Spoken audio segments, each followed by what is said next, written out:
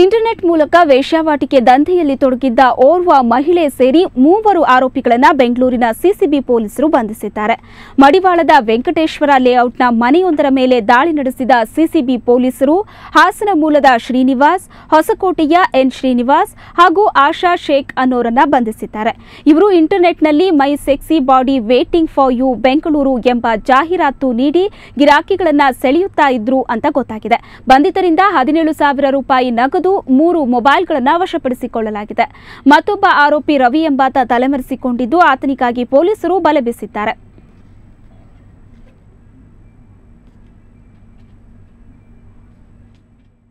Body waiting for you ಅಂತ ಹೇಳಿ ಒಂದು ಅಡ್ವರ್ಟೈಸ್ಮೆಂಟ್ ಒಂದು ಆ್ಯಡ್ ಮುಖಾಂತರ ಕೊಟ್ಟು ಇಂಟರ್ನೆಟ್ಟಲ್ಲಿ ಅದೊಂದು ಕಾಲ್ ಮಾಡಿ ಅದಕ್ಕೆ 5,000 ರಿಂದ 10,000 ರೂಪಾಯಿ ಹಣ ಪಡ್ಕೊಂಡು ವೇಶ್ಯಾವಾಟಿಕೆ ನಡೆಸ್ತಾ ಇದ್ದಂಥ ಒಂದು ಜನ ನಮ್ಮ ಸಿಸಿಬಿ ಪೊಲೀಸರು ಬೆದರಿಸಿದ್ದಾರೆ. ವೇಶ್ಯಾವಾಟಿಕೆಯಲ್ಲಿ ಸಂಪಾದನೆ ಮಾಡಿದಂಥ 17,000 ರೂಪಾಯಿ ಹಣ ಮತ್ತು 3 ಮೊಬೈಲ್ಗಳನ್ನು ವಶಪಡಿಸಿಕೊಂಡು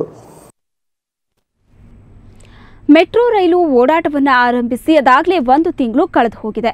ಆದರೆ ಯಾಕೋ ಏನೋ ನಿರೀಕ್ಷಿಸಿದಷ್ಟು ಪ್ರಯಾಣಿಕರನ್ನ ಸೆಳೆಯುವಲ್ಲಿ ಮೆಟ್ರೋ ವಿಫಲವಾಗಿದೆ.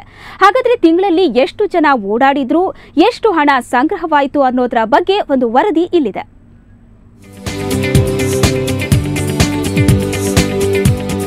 ಬೆಂಗಳೂರಿಗರ ಕನಸಿನ ಕೂಸಾಗಿದ್ದ ಮೆಟ್ರೋ ರೈಲು ರೀಚ್ 1ರಲ್ಲಿ ಯಾವುದೇ ತೊಂದರೆ ಇಲ್ಲದೆ ನಿರಂತರ ಓಡಾಟ ನಡೆಸುತ್ತಿದೆ.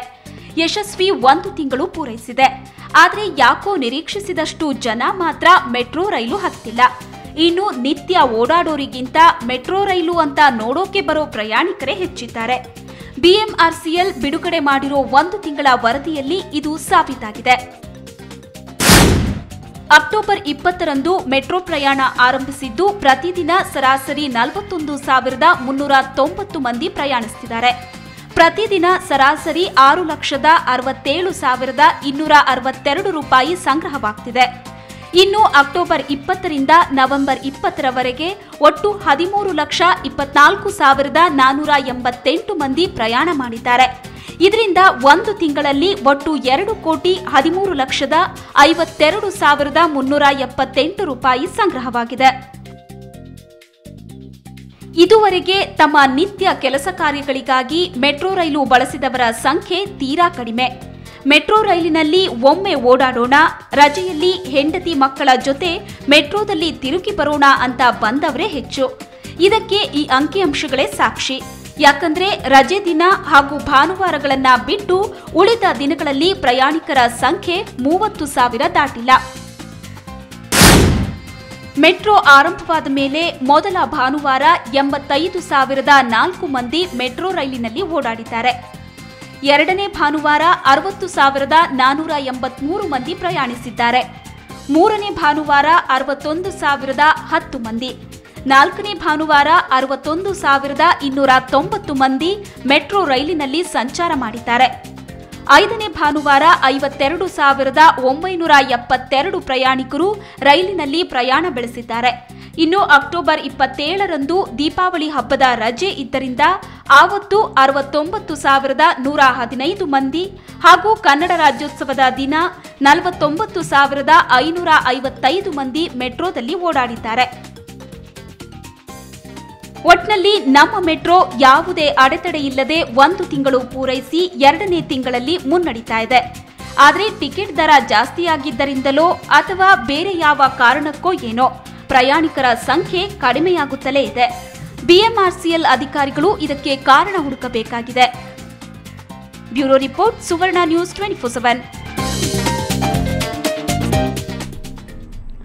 ಕಾರಿನಲ್ಲಿ ಬಂದ 4 ದುಷ್ಕರ್ಮಿಗಳು ಕುಮಾರ ಪಾರ್ಕ್ ಬಳಿ ರೇಸ್ ಕೋರ್ಸ್ ಸಿಬ್ಬಂದಿಯಿಂದ 4,39,000 ರೂಪಾಯಿ ದೋಚಿದ್ದಾರೆ. ಇಂದು ಸಂಜೆ ರೇಸ್ ಕೋರ್ಸ್ ಸಂಸ್ಥೆಯ ಶಿವಕುಮಾರ್, ಷಣ್ಮುಗಂ, ಸತ್ಯಪ್ರಕಾಶ್ ಅನ್ನೋರು ವಯಾಲಿಕಾವಲ್ ಕಚೇರಿಯಿಂದ ರೇಸ್ ಕೋರ್ಸ್ನ ಮುಖ್ಯ ಕಚೇರಿಗೆ ಇಂಡಿಕಾ ಕಾರ್ನಲ್ಲಿ ಹಣ ತರ್ತಿದ್ರು. ಈ ವೇಳೆ ಕುಮಾರ ಪಾರ್ಕ್ ಬಳಿ ಕಾರು ಅಡ್ಡಗಟ್ಟಿದ 4 ದುಷ್ಕರ್ಮಿಗಳು ಚಾಕು ತೋರಿಸಿ ಹಣ ದೋಚಿದ್ದಾರೆ. ಈ ಬಗ್ಗೆ ಶೇಷಾದ್ರಿಪುರಂ ಪೊಲೀಸ್ ಠಾಣೆಯಲ್ಲಿ ಪ್ರಕರಣ ದಾಖಲಾಗಿದೆ. ಮತ್ತೊಂದೆಡೆ ಬಸವೇಶ್ವರ ನಗರದ ಉಮೇಶ್ ಅನ್ನೋರ ಮನೆಗೆ ನುಗ್ಗಿದ 5 ದುಷ್ಕರ್ಮಿಗಳು 50,000 ರೂಪಾಯಿ ನಗದು ದೋಚಿದ್ದಾರೆ. ಈ ವೇಳೆ ಓರ್ವ ಕಳ್ಳನನ್ನ ಹಿಡಿದ ಸಾರ್ವಜನಿಕರು ಚೆನ್ನಾಗಿ ಥಳಿಸಿ ಪೊಲೀಸರಿಗೆ ಒಪ್ಪಿಸಿದ್ದಾರೆ. ಕುಮಾರ ಪಾರ್ಕ್ ಬಳಿ ಕಾರಿನಲ್ಲಿ ಬಂದಂತಹ 4 ದುಷ್ಕರ್ಮಿಗಳು ರೇಸ್ ಕೋರ್ಸ್ ಸಿಬ್ಬಂದಿಯಿಂದ 4,39,000 ರೂಪಾಯಿಯನ್ನ ದೋಚಿದ್ದಾರೆ. ಇವತ್ತು ರೇಸ್ ಕೋರ್ಸ್ ಸಂಸ್ಥೆಯವರಾದ ಶಿವಕುಮಾರ್, ಷಣ್ಮುಗಂ, ಸತ್ಯಪ್ರಕಾಶ್ ಅನ್ನೋರು ವೈಯಾಲಿಕಾವಲ್ ಕಚೇರಿಯಿಂದ ರೇಸ್ ಕೋರ್ಸ್ನ ಮುಖ್ಯ ಕಚೇರಿಗೆ ಇಂಡಿಕಾ ಕಾರ್ನಲ್ಲಿ ಹಣ ತರ್ತಾ ಇದ್ರು. ಈ ವೇಳೆ ಕುಮಾರ ಪಾರ್ಕ್ ಬಳಿ ಅಡ್ಡಗಟ್ಟಿದಂತಹ 4 ದುಷ್ಕರ್ಮಿಗಳು ಚಾಕು ತೋರಿಸಿ ಹಣವನ್ನ ದೋಚಿದ್ದಾರೆ.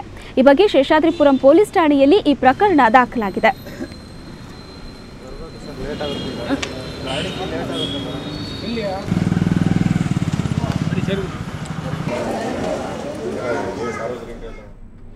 ಇತ್ತೀಚೆಗೆ ಹೆಣ್ಣು ಭ್ರೂಣ ಹತ್ಯೆ ಹೆಚ್ಚಾದ ಬೆನ್ನಲ್ಲೇ ಬೆಂಗಳೂರಿನಲ್ಲಿ ಮತ್ತೊಂದು ನವಜಾತ ಹೆಣ್ಣು ಶಿಶುವೊಂದು ಅನಾಥ ಸ್ಥಿತಿಯಲ್ಲಿ ಪತ್ತೆಯಾಗಿದೆ. ಉತ್ತರಹಳ್ಳಿ ರಸ್ತೆಯಲ್ಲಿ ಬಿದ್ದಿದ್ದ ಹೆಣ್ಣು ಮಗುವನ್ನ ಉತ್ತರಹಳ್ಳಿಯ ಸುಧಾ ದಂಪತಿ ಮನೆಗೆ ತಂದು ಆರೈಕೆ ಮಾಡಿದ್ದಾರೆ. ಇನ್ನು ಸುಧಾ ದಂಪತಿಗೆ ಹೆಣ್ಣು ಮಕ್ಕಳಿಲ್ಲದ ಕಾರಣ ಮಗುವನ್ನ ತಾವೇ ಸಾಕೋ ಜವಾಬ್ದಾರಿ ಹೊತ್ತುಕೊಳ್ಳುವುದಾಗಿ ಸುಬ್ರಹ್ಮಣ್ಯಪುರ ಪೊಲೀಸರಿಗೆ ತಿಳಿಸಿ ಮಗುವನ್ನ ಪಡೆದುಕೊಂಡಿದ್ದಾರೆ.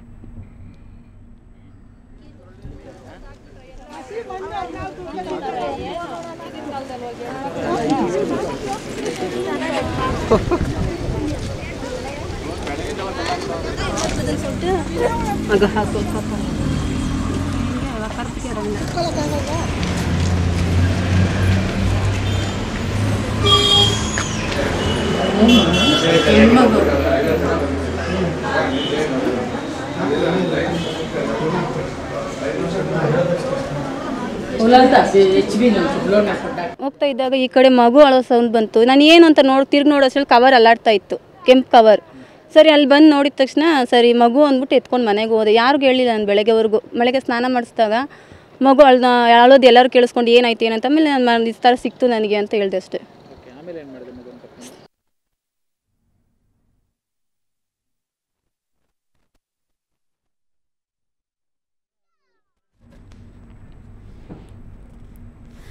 ಇತ್ತೀಚಿನ ದಿನಗಳಲ್ಲಿ ಹೆಣ್ಣು ಭ್ರೂಣ ಹತ್ಯೆ ಹೆಚ್ಚಾಗ್ತಾನೆ ಇದೆ. ಇದರ ಬೆನ್ನಲ್ಲೇ ಬೆಂಗಳೂರಲ್ಲಿ ಮತ್ತೊಂದು ನವಜಾತ ಹೆಣ್ಣು ಶಿಶು ಅನಾಥ ಸ್ಥಿತಿಯಲ್ಲಿ ಉತ್ತರಹಳ್ಳಿ ರಸ್ತೆಯ ಬಳಿ ಪತ್ತೆಯಾಗಿದೆ. ಉತ್ತರಹಳ್ಳಿ ರಸ್ತೆಯ ಬಳಿ ಬಿದ್ದಿದ್ದಂತಹ ಹೆಣ್ಣು ಮಗುವನ್ನ ಉತ್ತರಹಳ್ಳಿಯ ಸುಧಾ ದಂಪತಿ ಮನೆಗೆ ತಂದು ಆರೈಕೆಯನ್ನ ಮಾಡಿದ್ದಾರೆ. ಇನ್ನು ಈ ದಂಪತಿಗೆ ಹೆಣ್ಣು ಮಕ್ಕಳು ಇರಲಿಲ್ಲ. ಆದ ಕಾರಣ ಈ ಮಗುವನ್ನ ತಾವೇ ಸಾಕುವ ಜವಾಬ್ದಾರಿ ಹೊತ್ತುಕೊಳ್ಳುವುದಾಗಿ ಸುಬ್ರಹ್ಮಣ್ಯಪುರ ಪೊಲೀಸರಿಗೂ ಕೂಡ ತಿಳಿಸಿ ಮಗುವನ್ನ ಪಡ್ಕೊಂಡಿದ್ದಾರೆ.